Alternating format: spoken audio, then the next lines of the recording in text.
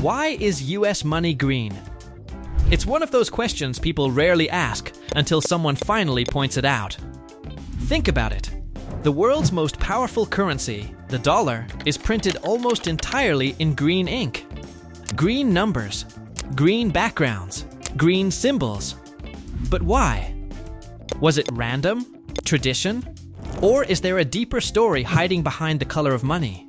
To answer that, we have to go back to the early days of the United States, long before modern banking, before digital transactions, and before the dollar became the global king of currency. In the 1800s, money in America looked nothing like it does today. Banknotes were printed by hundreds of private banks, each producing their own designs. Some bills had blue ink, others red, brown, even black. There was no standard look. If anything, American currency looked like a chaotic art project rather than a unified financial system. And that chaos created a huge problem: counterfeiting. In the mid-19th century, fake money was everywhere. Some historians estimate that nearly 1/3 of all currency circulating in the United States at the time was counterfeit. Criminals discovered that printing fake notes was easier than robbing a bank. There were even guidebooks sold to merchants explaining how to identify fake bills because the designs were constantly changing. Then came the Civil War in 1861. The US government suddenly needed enormous amounts of money to fund the war effort. For the first time, the federal government began printing a standardized national currency called greenbacks. And yes, that name would end up shaping the color of American money forever. But here's the twist. The original reason wasn't patriotic symbolism or aesthetic choice. It was technology. At the time, green ink was one of the most durable inks available. It resisted fading from sunlight and chemical exposure far better than other colors. Remember, people carried cash in sweaty pockets, dusty wallets, and rough environments. Bills had to survive years of use. Green ink simply lasted longer. But durability wasn't the only advantage. Green ink was also extremely difficult to replicate with the printing technology available to counterfeiters. During the 1800s, photography and copying technology were primitive. Counterfeiters often used black and white photographic methods to replicate bills. But green ink created a problem. Those reproduction techniques couldn't accurately capture the color or the subtle details embedded in the ink. In other words, green made money harder to fake.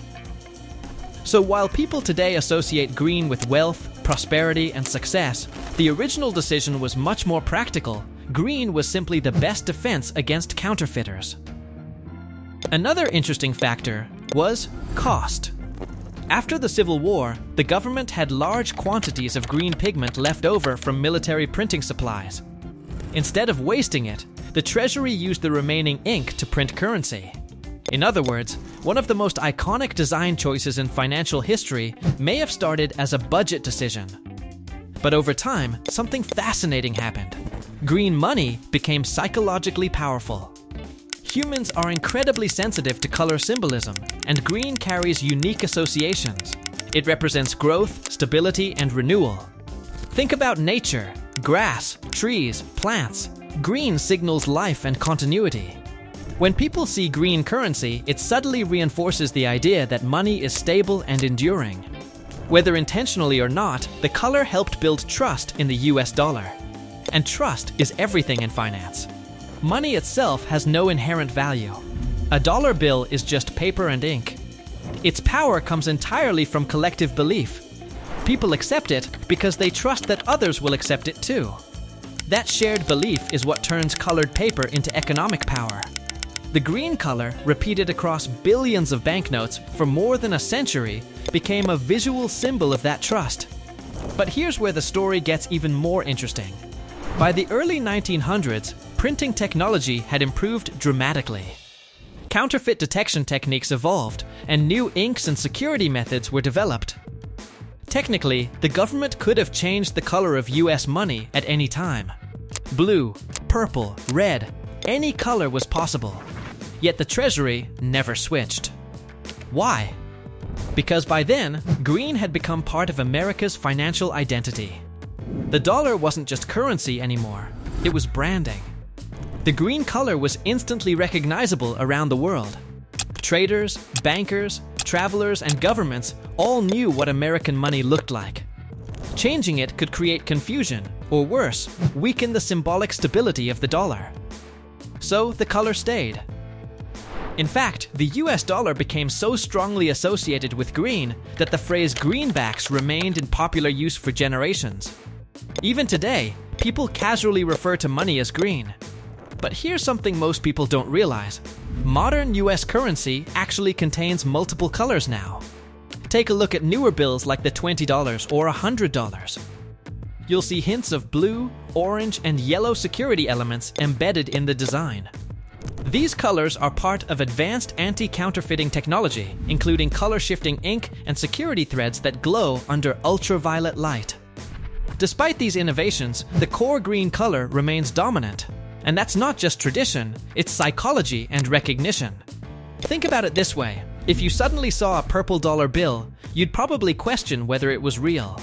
Even if the government officially changed the color, people might hesitate to accept it. After more than 150 years, green equals real money in the American mind. That kind of visual conditioning is powerful. Interestingly, the United States is somewhat unique in this regard. Many countries frequently redesign their currency with bold colors and new artistic styles. Canadian dollars, for example, feature bright blues, reds, and purples. European euros are multicolored. Australian banknotes look almost like pieces of modern art. American money, by comparison, looks conservative, almost stubbornly traditional. Part of that is intentional. The US dollar isn't just used inside the United States. It's the world's primary reserve currency. Governments hold it. Global trade relies on it. In some countries facing economic instability, people even prefer holding US dollars instead of their own national currency. Because of this global role, consistency matters. Radical visual changes could introduce uncertainty, and financial systems hate uncertainty. So, the green stays. There's also another subtle advantage to green that designers discovered over time: contrast. The intricate engravings on US currency, those complex patterns, portraits, and tiny lines, show up extremely clearly against green backgrounds. This clarity helps both humans and machines identify legitimate notes. So the color that started as a practical ink choice evolved into a security feature, a psychological symbol, and a global brand.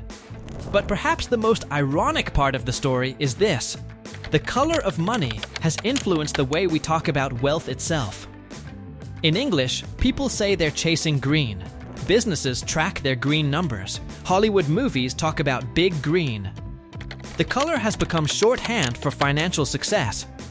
Yet that association didn't come from ancient symbolism or economic theory. It came from leftover ink. A printing decision made during the Civil War ended up shaping how generations of people visualize money. Something as simple as pigment choice quietly influenced language, culture, and financial identity for more than a century. And that's the fascinating thing about everyday objects. We rarely question them. We handle money constantly, yet almost no one stops to wonder why it looks the way it does. But behind that familiar green color lies a story of war, counterfeiting, technology, psychology, and global finance. The next time you see a dollar bill, take a closer look. The color isn't just decoration, it's history printed in green ink. If you enjoyed discovering the hidden story behind the color of money, make sure to like the video, share it with someone who loves strange history, and subscribe for more fascinating facts. And tell me in the comments, what everyday mystery should we uncover next? Your idea might be the next video.